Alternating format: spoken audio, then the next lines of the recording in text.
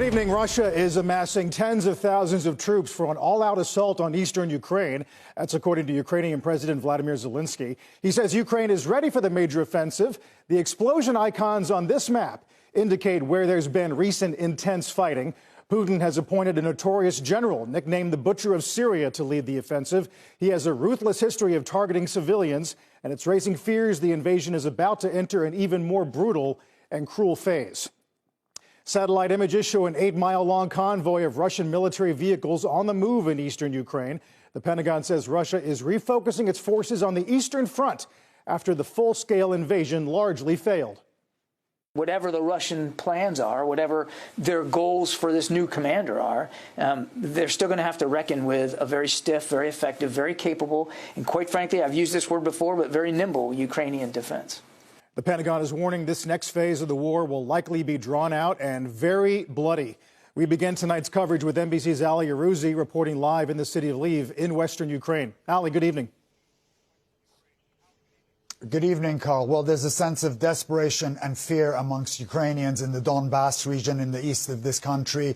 The Ukrainian government has been warning them to get out of that area before the window of opportunity closes. But of course, we saw what happened when they tried to leave. The Kramatorsk railway station was ruthlessly bombed by the Russians, killing over 50 people there, five of them children. So people are feeling trapped in the east, and they know what's coming their way. They know the focus of attention is now going to be on them, on the Donbass region. They know that there's an 8-mile-long convoy of Russian hardware heading their way, and they're more than aware of General Dvornikov's reputation of annihilating civilian infrastructure to gain battlefield momentum. And they don't want to get trapped there like the people in Mariupol, which is a cascading humanitarian disaster. The mayor of that city, the president of this country, saying tens of thousands of people could have died in that city, but of course nobody has access. The mayor said what's happened in Mariupol is just the tip of the iceberg compared to Bucha and the new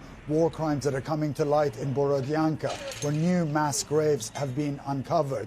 So there is a real sense of fear amongst the civilian population, especially in the Donbass area, that they are going to come under a sustained assault in this new Russian offensive. Ali, the Austrian chancellor today met with Putin in Russia. What do we know about their talk? Well, we know they met for about 75 minutes. He said it was an unfriendly and tough discussion. He brought up the war crimes in Bucha. He said to Putin that people are going to be held accountable for those war crimes that were committed in Bucha and in other places across this country.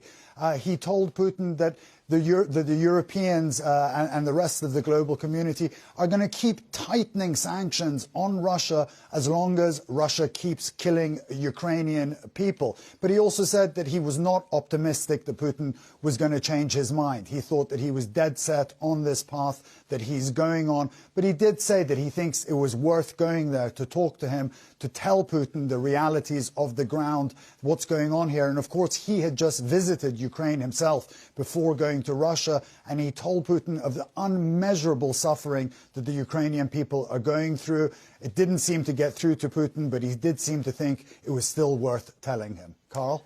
Ali Arouzi tonight in Lviv. Ali, thanks so much.